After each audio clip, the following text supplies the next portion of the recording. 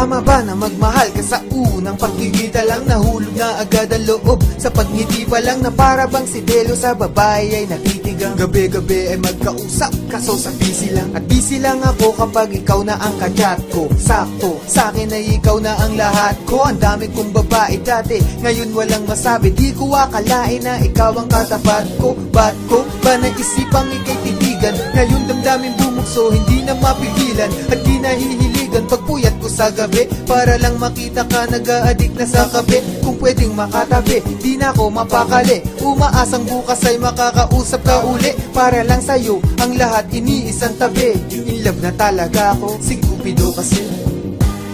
Wala eh. In love na talaga ako sa'yo, baby. Kahit na chat lang to,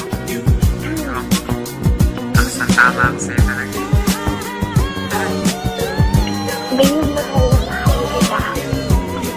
Kahit hindi pa tayo nagkikita, parang ayoko lang mawala. Wala nang inaasam, basta lang ma-view sa cam. Ang naramdaman ko sa iyo, ako'y takam, na para bang ginigiyang sa'yo ako hiyang. Kahit na nahihiyang sa iyo ipaalam, na umiibig ako sa babaeng nasa busy ko. Alam ko na di easy to, lalo pag na-busy to, na-disconnect, pack shit, ang net kailan babalik. Kaya pati tong DSL ko ay sinisi ko, kasi di ko makakayang di kita ma-physical. Kahit lang sa cellphone, landline, easy call, take it easy tol. Tawag sa PLDT tol, para makapaghabol, connection maging reachable. Paano kung sira pa shit, paano kung wala pang net? Ayokong maghintay ng ilang mga araw ulit, maghahanap ako ng comshop kahit isang saglit. Takot kasi akong sa iba mo ko ipagpalit.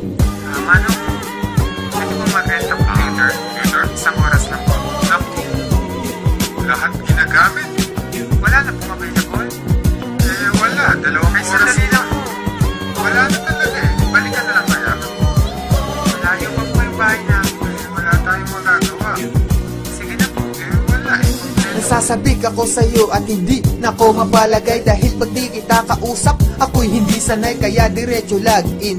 Pero nang buksan ay nakita ko offline message mo, ito nakalagay. Salamat sa iyo na laging matyagang pinakausap ako. Pinapakita mo ang kahalagahan ko, pero sa atin ay talagang walang mangyayari, kaya hanggang dito na lang. Ako'y nakatulalang, napaupo sa sahig, naluluha ang mata, ang pawis ko'y malamig, tibok ng puso na dinig, ang kamay nanginig. Kahit wala akong kausap, bumuka yung bibig, para maitanong sa sarili, bakit ganun? Kala ko nagmamahalan, pero bakit ngayon? Bakit iniwan na? Hanggang PC lang ba? Kaya dinamba ko yung CPU, tatapon ko yun. Pero nagulat na lang ako, bigla may nagbas. Ang kilay kong nakakunot, bigla tong napataas. Nabasa ko ang mensahe at ito ang sinasabi: Silip ka sa bintana, nandito ko sa labas. ako'y napabalikwas, sabay takbo sa pinto. Tibok ng puso, bumilis at ayaw huminto. Halos mabugto ang hininga, kasi ang pangarap ko na babae sa computer, eto kaya ka po na. Babe naman, inugood tayo mo pa ako. Pinabahan ako dun ha. Kala ko iiwan mo na ako eh. Pwede ba yun? Gusto lang kitang surpresahin kasi hindi na ako babalik ng US. Dito na ako sa Pinas. Magkakasama na tayo. Ay, payakap na. I love you. I love you too.